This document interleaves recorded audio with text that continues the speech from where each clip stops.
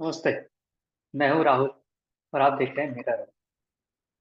तो सब समझ ही गए होंगे कि मैं इससे क्या कर रहा था। जी हाँ, जैसा कि आप जानते हैं कि नीतीश कुमार ने फिर पलटी मार ली। इसकी चर्चा बिहार में नहीं पूरे देश में है। पिछले 10 सालों में नीतीश कुमार कई बार यू टर्न ले चुके हैं। 2013 में नीतीश कुमार ने सबसे पहली बार पलटी मारी थी। तब नीतीश भारतीय जनता पार्टी से गठबंधन तोड़ अकेले और फिर राष्ट्रीय जनता दल के साथ चले गए थे। इसके बाद नीतीश का यू टर्न का सिलसिला जारी रहा। नीतीश कुमार की यू टर्न पॉलिटिक्स की वजह से ही बिहार में बीते 10 सालों में 50 से ज्यादा विधायक मंत्री बन चुके हैं। इन 10 सालों में 4 स्पीकर और 3 डिप्टी सीएम भी नीतीश के यू टर्न की वजह से ही बिहार को मिले हैं। नीतीश कुमार ने सबसे पहले 3 मार्च 2020 को बीजेपी के साथ मिलकर सरकार बनाई और मुख्यमंत्री नीतीश कुमार बने। उसके बाद 25 नवंबर 2005 अगेन बीजेपी के साथ और मुख्यमंत्री नीतीश कुमार। 27 नवंबर 2010 बीजेपी के साथ मुख्यमंत्री नीतीश कुमार। 22 फरवरी 2015 अकेले अपने दम पर मुख्यमंत्री नीतीश कुमार। 20 नवंबर 2015 आरजेडी के सपोर्ट से मुख्यमंत्री कौन? नीतीश कुमार। 27 जुलाई 2017 बीजेपी के सपोर्ट से मुख्यमंत्री कौन? नीतीश कुमार। 16 नवंबर 2020 बीजेपी के सपोर्ट से मुख्यमंत्री कौन? Of course Nitish Kumar. 10 August 2020 RJD के सपोर्ट से मुख्यमंत्री कौन? नीतीश कुमार। और फिर 28 जनवरी 2020 फिर से भारतीय जनता पार्टी के सपोर्ट से नीतीश कुमार मुख्यमंत्री बने। बिहार में सिर्फ नीतीश ही नहीं, बिहार में पलटी मार नेताओं की लंबी लिस्ट। आइए इस वीडियो में समझने की कोशिश करते हैं ऐसे वो कौन कौन से प्रमुख नेता हैं। सबसे पहले रामविलास पासवान। पूर्व केंद्रीय मंत्री रामविलास पासवान भी यूटर्न पॉलिटिक्स के माहिर खिलाड़ी थे। अपने पूरे राजनीतिक करियर में पासवान ने 6 बार यू टर्न लिया। पासवान बिहार और देश की सियासत में मौसम वैज्ञानिक के नाम से भी जाने जाते थे। पासवान ने अपने राजनीतिक करियर की शुरुआत 1969 यानी 1969 में संयुक्त सोशलिस्ट पार्टी से की थी। 1974 में वे लोकदल में आ गए। इसके बाद जनता पार्टी होते हुए जनता दल और फिर जनता दल यूनाइटेड में शामिल हुए। आखिर में साल 2000 में रामविलास पासवान ने खुद की लोक जनशक्ति पार्टी बना ली। पासवान केंद्र में वीपी सिंह, एचडी देवेगौड़ा, आईके गुजराल, अटल बिहारी वाजपेयी, मनमोहन सिंह और नरेंद्र मोदी की सरकारों में मंत्री रहे। 2005 में पासवान को बिहार का मुख्यमंत्री बनने का मौका भी मिला था, लेकिन राजनीतिक दांवपेच की वजह से वे नहीं बन पाए। अपनी बायोग्राफी पासवान संकल्प, साहस और संघर्ष में पासवान लिखते हैं कि सत्ता अगर आपके पास नहीं रहेगी तो आप लोगों का काम नहीं करवा पाएंगे और धीरे धीरे आपकी राजनीति नीचे चली जाएगी। गजब है ना, पलटी मार पॉलिटिक्स। दूसरे बड़े नेता हैं जीतन राम मांझी। बिहार के पूर्व मुख्यमंत्री जीतन राम मांझी पिछले 9 सालों में 7 बार यू टर्न ले चुके हैं। मांझी 2015 में जेडीयू से रिश्ता तोड़ने के बाद खुद की पार्टी बनाई और एनडीए में शामिल हो गए। मांझी 21 सीटों पर चुनाव लड़े, लेकिन सिर्फ खुद की सीट ही बचा पाए। 2017 में मांझी एनडीए से अलग हो गए और यूपीए में शामिल हो गए, मतलब पलटी मारी। 2019 के लोकसभा चुनाव में मांझी को 40 में से 3 सीटों पर चुनाव लड़ने का मौका मिला, लेकिन एक भी सीट जीत नहीं पाए। इसके बाद नीतीश के सहारे मांझी फिर एनडीए पहुंच गए। 2020 में 2020 में हम एस एनडीए के साथ मिलकर, जो कि जीतन राम मांझी की पार्टी थी, एनडीए के साथ मिलकर चुनावी मैदान में उतरे।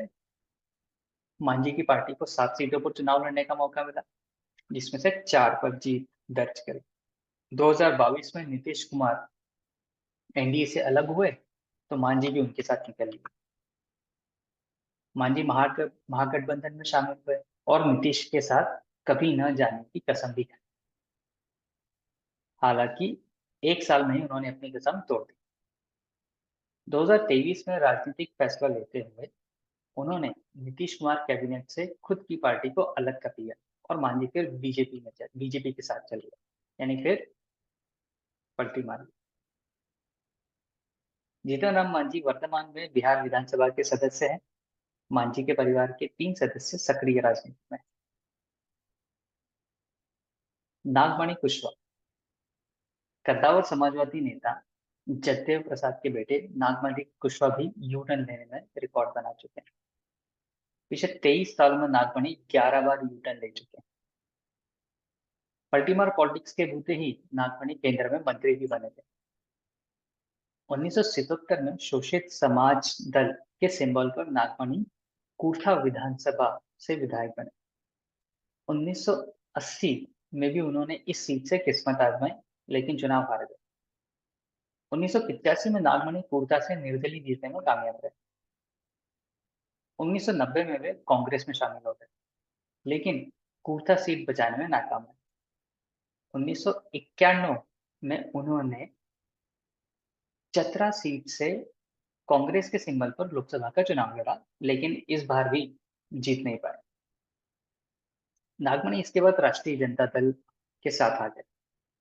1999 में नागमणि राजद के सिंबल पर चतरा से चुनाव जीते और लोकसभा पहुंचे, लेकिन 2 साल में उनका मोह भंग हो गया। उन्होंने 3 सांसदों के साथ राजद से बगावत करी, यानी पलटी मारी। 2001 में नागमणि ने राजद डेमोक्रेटिक का गठन किया। हालांकि कुछ महीने में ही पार्टी का बीजेपी में विलय कर दिया। नागमणि अटल सरकार में शामिल हो गए। 2004 में बीजेपी केंद्र में हारी तो नागमणि ने लोक जनशक्ति पार्टी का दामन थाम लिया। 2005 में फिर जेडीयू में आ गए। नीतीश कुमार ने नागमणि की पत्नी सुचित्रा को कैबिनेट में मंत्री भी बनाया। 2008 में नागमणि फिर राष्ट्रीय जनता दल चले गए। नागमणि इसके बाद सत्ता में नहीं लौट पाए, लेकिन उन्होंने 4 बार जरूर पार्टी बदली। वर्तमान में नागमणि अपनी खुद की बनाई पार्टी के राष्ट्रीय अध्यक्ष हैं। उपेंद्र कुशवाहा पूर्व केंद्रीय मंत्री उपेंद्र कुशवाहा भी पलटी मारने में माहिर है। कुशवाहा ने अब तक 7 बार पलटी मार चुके हैं। 1985 में जनता दल से राजनीतिक करियर की शुरुआत करने वाले कुशवाहा वर्तमान में राष्ट्रीय लोक जनता दल के मुखिया हैं। साल 2000 में उपेंद्र कुशवाहा समता पार्टी के सिंबल पर जंदाहा सीट से विधायक चुने गए। नीतीश कुमार ने उन्हें नेता प्रतिपक्ष की कुर्सी दी। 2005 में नीतीश सत्ता में आए तो कुशवाहा बागी हो गए।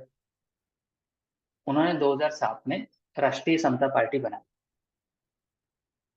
साल 2010 में कुशवाहा फिर नीतीश कुमार के पास लौट आए और जेडीयू ने बतौर इनाम उन्हें राज्यसभा की सीट भी दी और वो राज्यसभा चले गए।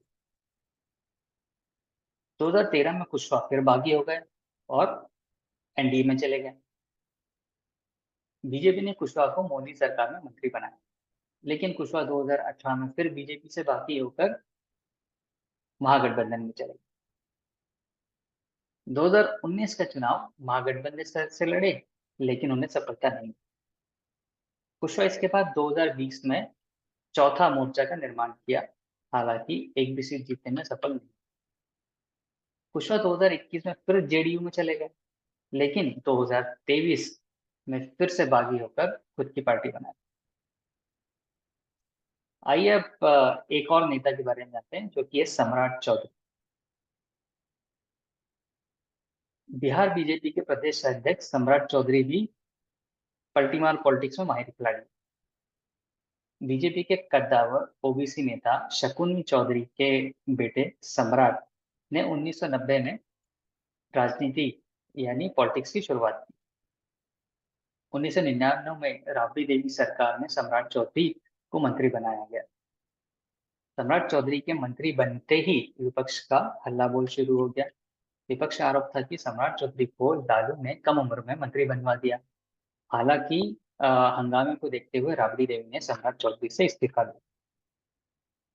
2000 में परबत्ता सीट से सम्राट चौधरी विधायक चुने गए।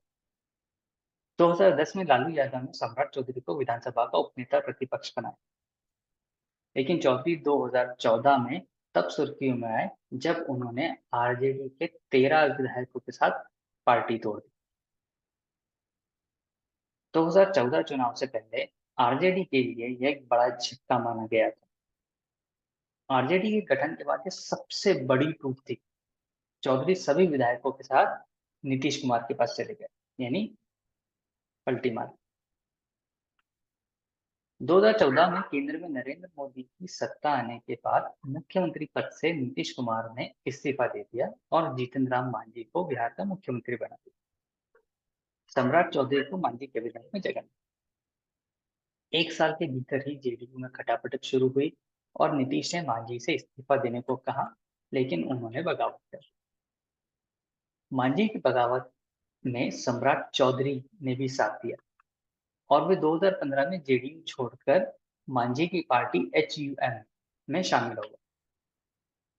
2017 में जीतन राम मांझी से ही उनकी पटरी नहीं बैठी और वो उनसे अलग होकर बीजेपी का दामन थाम लिया। तब से सम्राट चौधरी बीजेपी में है और 2020 में बीजेपी ने उन्हें मंत्री बनाया था और 2022 में वे विधान परिषद में नेता प्रतिपक्ष भी बनाए गए। और अभी जो नीतीश कुमार ने मुख्यमंत्री पद की शपथ ली है, उसमें सम्राट चौधरी को उप मुख्यमंत्री भी बनाया गया। तो ये थे कुछ नेता जो बिहार में पलटी मार पॉलिटिक्स में माहिर है और उन्हीं से रिलेटेड थोड़ी सी जानकारी। अगर आपको ये वीडियो पसंद आया होगा तो चैनल को लाइक करें, सब्सक्राइब करें, शेयर करें, कमेंट करें। धन्यवाद।